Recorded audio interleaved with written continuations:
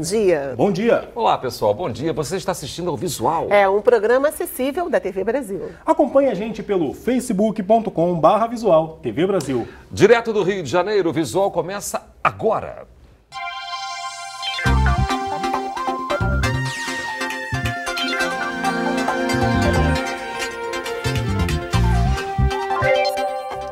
Os crimes de intolerância na internet vão ser monitorados por mais uma ferramenta. O aplicativo será lançado ainda este ano. Você já ouviu falar de haters? O nome em inglês é dado ao perfil de pessoas que têm o prazer de disseminar o ódio na internet. O ataque pode ser feito de diversas maneiras: racismo, homofobia, intolerância religiosa. Um caso recente foi a formação de grupos em redes sociais que incitavam a violência contra menores negros de comunidades do Rio, que fossem à praia supostamente para fazer arrastões. Apesar de todo o progresso, toda a facilitação, né, do nosso cotidiano que as novas tecnologias de comunicação trouxeram, né, é preciso reconhecer que elas também trouxeram um aspecto de retrocesso no convívio das pessoas. A gente ainda não aprendeu como conviver virtualmente. Protegido por uma tela, por um nome falso, a impressão que a internet traz é de total anonimato. Assim, a liberdade de expressão e de opinião ganha outro patamar, a de que tudo pode ser dito, mesmo que seja uma ofensa.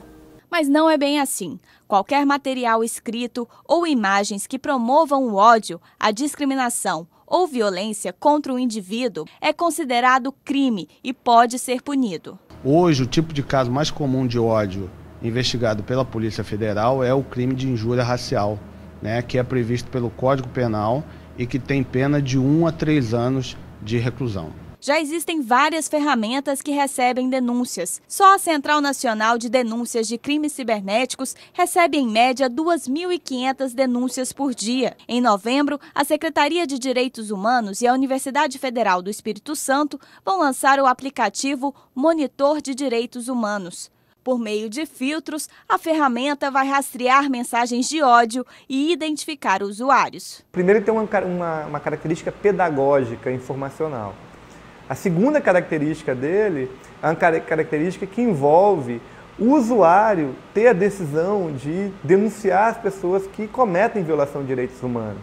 O terceiro aspecto importante é a produção de geração de informação que auxilie na construção de políticas públicas mais democráticas, que ampare e potencialize e empodere as vítimas de direitos humanos.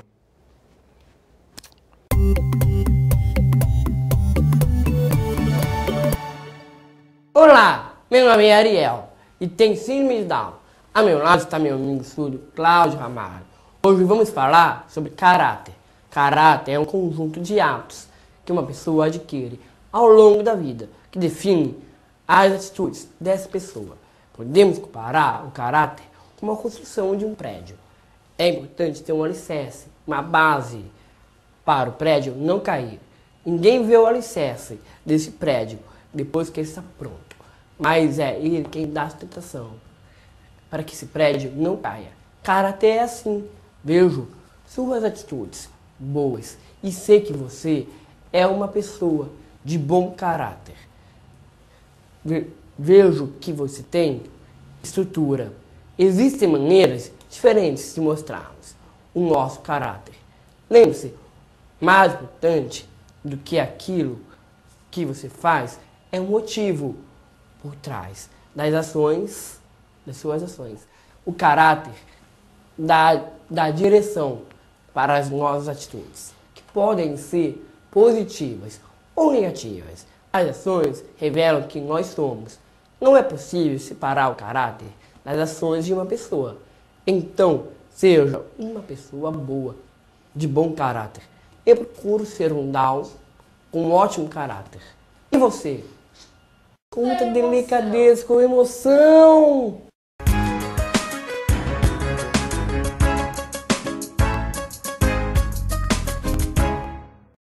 E na nossa dica de hoje do Enem, estudantes e professores dizem em que assuntos os candidatos devem ficar ligados para as provas de ciências humanas e biologia.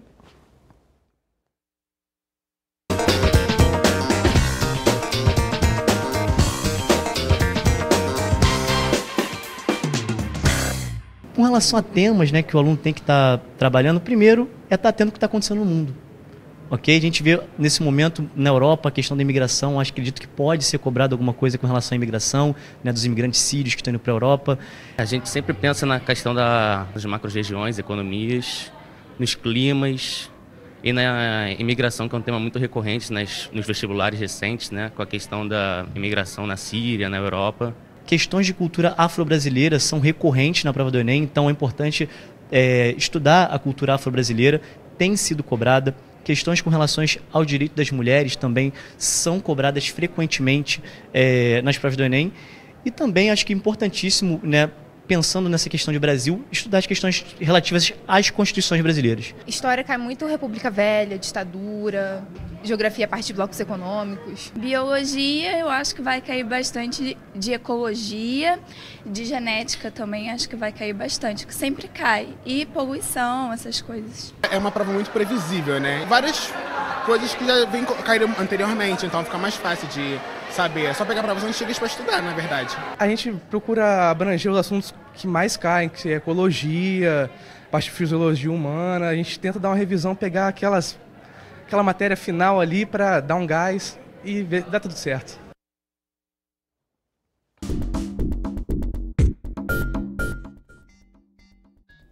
Brasil. Rio de Janeiro.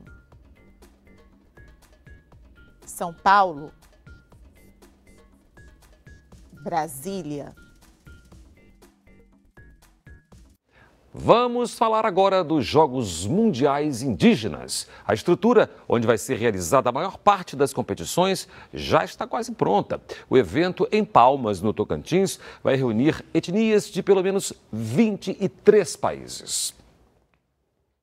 A estrutura dos primeiros Jogos Mundiais dos Povos Indígenas está quase pronta. Os organizadores preparam as equipes, que vão trabalhar durante todo o dia e também à noite, para que tudo esteja pronto na data marcada. Tudo para que a arena seja o palco perfeito para uma reunião histórica de etnias indígenas de todo o mundo. A Vila dos Jogos conta com uma área total de 260 mil metros quadrados, onde ficam a estrutura da Feira das Artes e Artesanato Indígena, a Feira de Agricultura Familiar Indígena, a Oca da Sabedoria, que é um ponto de encontro para troca de culturas e experiências, a Arena Green, que é o palco principal das competições, o estádio Newton Santos, onde vão ser realizados os jogos de futebol, além da praça de alimentação, posto de atendimento médico e estruturas de segurança e imprensa. Essa área aqui é a chamada Ocara, onde ficam as 23 ocas que vão servir de dormitório para os indígenas brasileiros. Segundo os diretores dos jogos, ninguém além dos próprios índios e dos trabalhadores que estão aqui erguendo a estrutura podem entrar. Isso porque o lugar onde eles dormem é considerado sagrado. Assim que o local das ocas foi escolhido, os indígenas consagraram o lugar. A prática faz parte da tradição desses povos. São esperados mais de 1.000 índios de 23 etnias brasileiras, sendo que cada uma vai ter sua própria oca, com banheiros feminino e masculino individuais. Também são esperados cerca de 650 indígenas de outros 24 países. A estrutura que está sendo montada e finalizada não é exatamente a do primeiro projeto apresentado. O diretor executivo dos Jogos explicou que os próprios indígenas pediram algumas alterações e também foram feitas adequações em decorrência de uma redução no orçamento. Nenhum projeto ele termina como ele inicia, né? Ele tem o ideal e ele vai. Mas os cortes que existiram realmente pelo ano que a gente está vivendo e questão de orçamento não afetam em nada a execução do programa. Uma coisinha aqui, cenografia, outra ali, mas todas as estruturas estarão montadas para poder atender às demandas do evento. Uma exposição no Centro Cultural Banco do Brasil, em São Paulo, está dando o que falar. As esculturas da artista australiana Patricia Pitinini fazem uma ponte entre o real e a fantasia. As obras causam, ao mesmo tempo, repulsa pelo grotesco e aproximação pelas situações que são comuns aos seres humanos. Logo na entrada, o público já se depara com uma escultura que lembra uma mulher amamentando um bebê. A exposição Consciência traz 44 peças, entre fotos, vídeos e desenhos, além dos seres criados pela artista. Ela traz sempre situações muito dúbias, tanto dessa relação desses bichos serem parecidos com seres humanos, mas também não completamente, quanto essa humanização, esse olhar de afetividade, esse carinho entre os humanos e esses seres. A cada andar da exposição, as figuras se distanciam da forma humana. Essa aqui simboliza a transformação de um animal em um vegetal. Está cercada por um jardim de flores no formato de ovários. A relação entre natureza e ciência, entre o que é natural e o que é criado e modificado. As mutações genéticas, os transgênicos e a biotecnologia são fontes para o universo de seres inventados por Patrícia Pittini. O hiperrealismo das obras aguça a curiosidade dos visitantes, que chegam pertinho das esculturas e podem até tocar em alguns dos seres. Eu achei bem legal e eu achei uma coisa que parece vida real.